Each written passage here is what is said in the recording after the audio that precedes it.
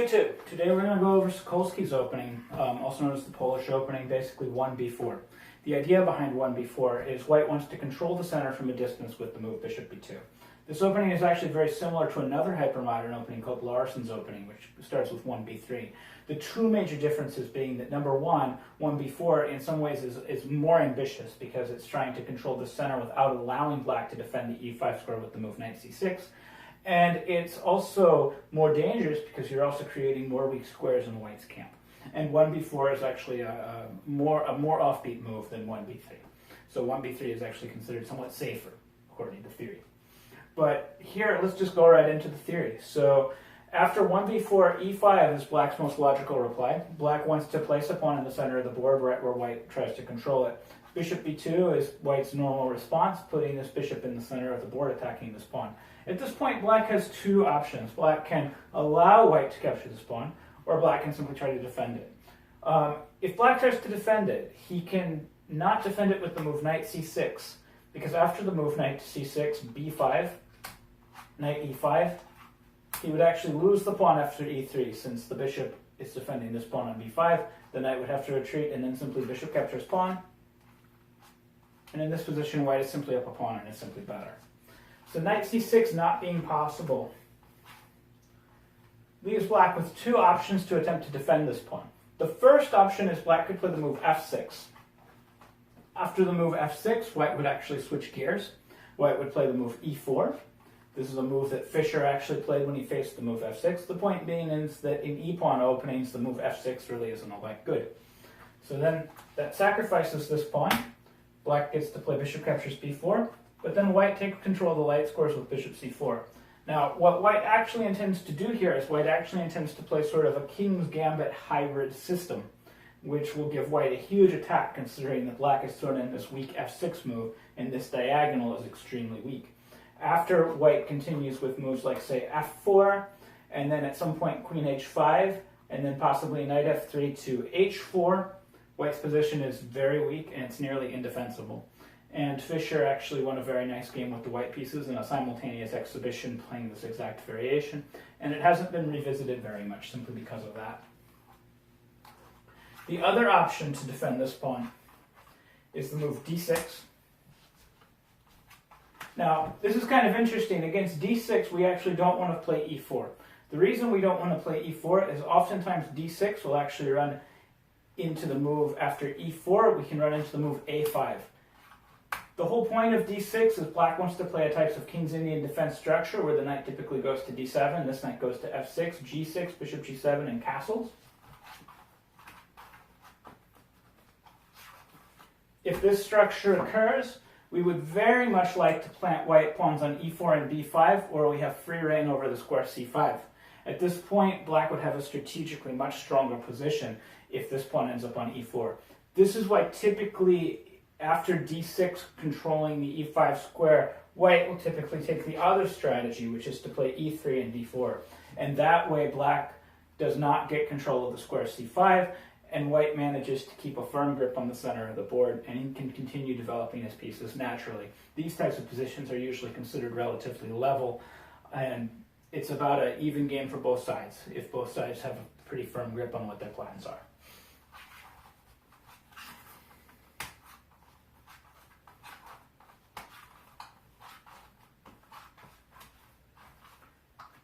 Finally, we run into a more modern idea, which is after b4, e5, bishop b2, what black can actually offer white this pawn. This is a more modern idea because back when this opening first started getting played, people thought that this idea of allowing white to capture on e5 wasn't very good because it gave white this very small positional advantage. After bishop takes b4, bishop e5, knight f6, you've actually exchanged a wing pawn for a central pawn, which gives white a 3-2 pawn majority in the center of the board, and it allows white to have a future advantage in the middle of the board, similar to advantages that you would see out of, say, a Sicilian defense for the black side.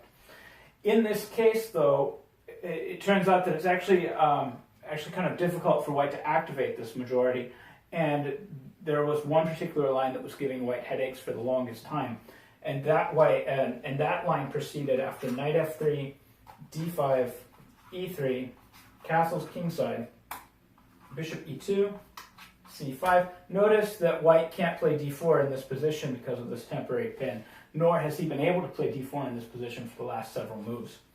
After castles, black will finally play knight c6. We can finally play d4 here, but in this case, white doesn't want to do it at the expense of losing his bishop pair, so he's forced to retreat his bishop.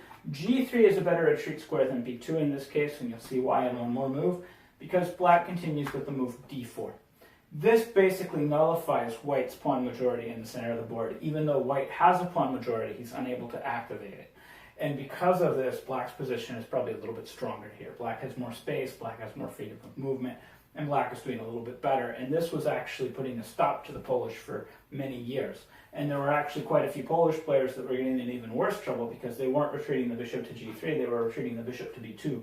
And in this situation, the bishop ends up getting trapped on this side of the board, and the king side becomes extremely, extremely weak. In this case, the position is very good for black, because black has a typical isolated queen-pawn attack, where he will play bishop a5, bishop c7, continue with moves like bishop g4, rook e8, queen d6, and if these pawns get exchanged, you can see this is an isolated queen-pawn, and he gets this typical attack against the white king that's very, very difficult to meet and very difficult to stop. And all of black's pieces can come into this attack, and all of black's pieces can get involved.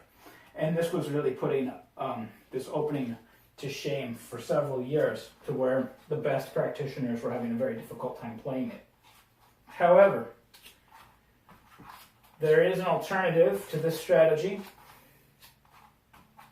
if you want to take up this opening as white.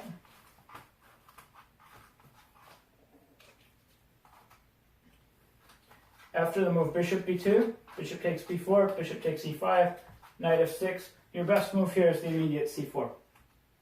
After the immediate c4, it's not really possible for black to play an immediate d5, c5, and d4, because as soon as the pawn comes to d5, you can simply play c captures d5, and you'll still have some type of pawn majority in the center that can be used. And then you can proceed to finish your development with moves like e3, knight f3, bishop e2, castles kingside, and then finally d4. And again, when the bishop is attacked, it will likely retreat to g3 instead of b2. Although in this case, b2 is a slightly more viable option because you could then move this pawn to d3 instead of d4 if you wanted to.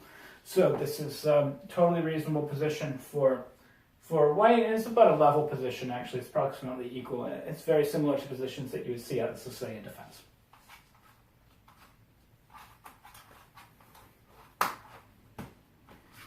So b4. Alternatives to e5. There are several alternatives to e5, most of which are actually an attempt at directly refuting this plan, starting with b4 and bishop b2. The first one starts with the move c6, and the idea is to directly refute bishop b2 with the move queen b6. You put pressure on this b pawn, and if white chooses to defend with the move a3, we play a5, putting direct pressure. And at this point, it almost seems like white would have to play a move like c3 or bishop c3 to try to defend this pawn. If bishop c3, we actually lose the pawn after a b4, rook takes a1, bishop takes a1, queen takes b4, simply wins the pawn. So it seems like the move c3 is forced, which would block in the bishop. And if the bishop gets blocked in, clearly this is a better position for black because we've refuted white's main strategy and created a bad piece. However, there is an alternative for white. Instead of pushing the pawn up one square, we can take advantage of the misplaced black queen, and we can push the pawn up two squares.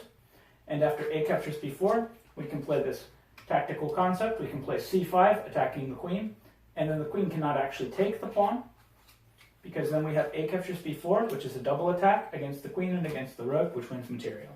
Because of this trap, after c5, the queen would have to retreat, in which case we could play a captures b4, and after the exchange of rooks, white's position is perfectly acceptable because he still controls the long diagonal and he's gained some space on the queen side.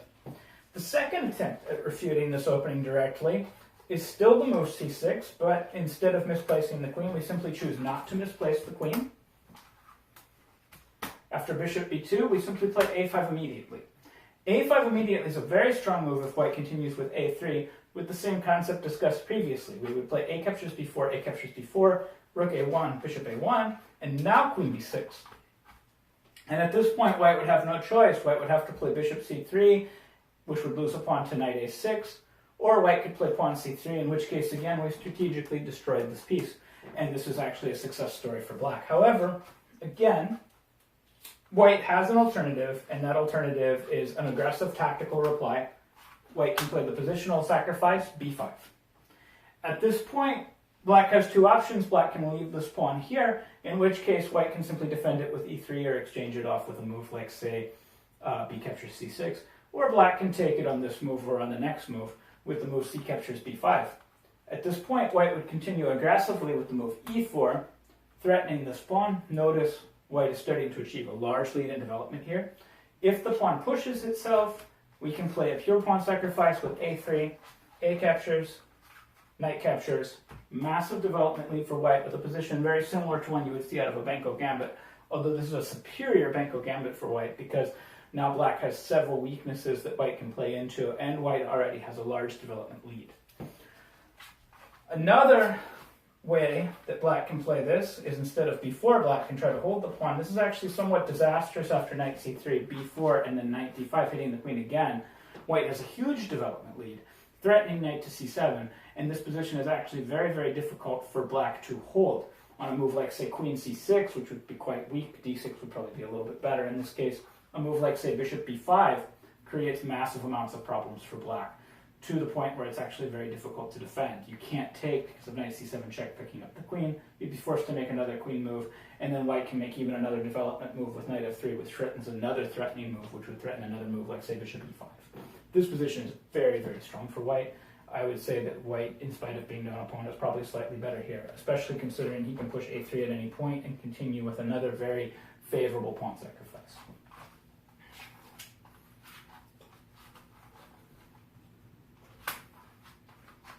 So because those two direct refutations fail to impress, other attempts at refuting the position have been tried. Mainly, the main attempt to refute the position has been an attempt at d5, bishop b2, queen d6, a3, and simply e5. The idea behind this is simply to take the whole center without having any real downsides, unlike in other positions where you had to play a move like f6 to try to go for the middle of the board. In this situation, all you've done is misplace your queen. I would say that this position, although it's a very scary and very dangerous thing to look at from the white perspective, I would say that white's actually probably okay. And the position is probably still approximately equal. Even though black gets a firm grip on the center of the board, his queen is exposed, and white doesn't have to develop in a way that puts his pieces in any real danger. White can continue with moves like e3 and c4 immediately, which will put some pressure on this misplaced queen. And it's actually somewhat awkward for black to continue his development with his queen placed on d6, and without having a clear idea of where to go. And then white can just continue developing his pieces in sort of normal and natural ways, and castling and keeping this open diagonal and keeping pressure on d5 and keeping the option open to play a move like c5, making this queen feel very awkward and very misplaced. And we can eventually capture on d5, and again we'll get a 2-on-1 pawn majority and everything will be fine. And same thing is true if d captures c4, we again get this similar 2-on-1 pawn majority and everything will be fine. So that leaves me to what is my recommendation against b4 for black if black wants to get the most out of the position. If black wants to get the most out of the position, I would say the most you can hope for is probably a relatively equal position, or a position where perhaps black is slightly better. And my recommendation would actually be the crazy move a5, which is interchangeable with the move e5.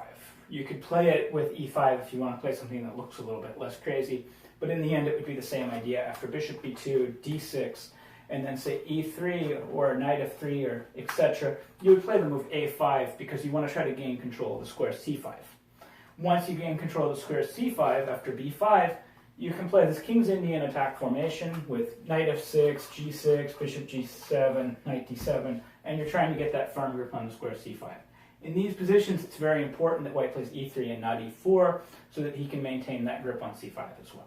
I would say this position is approximately level, but keep in mind you can also achieve this position by starting with the move a5, trying to get this move b5, and then playing e5 on the first couple of moves.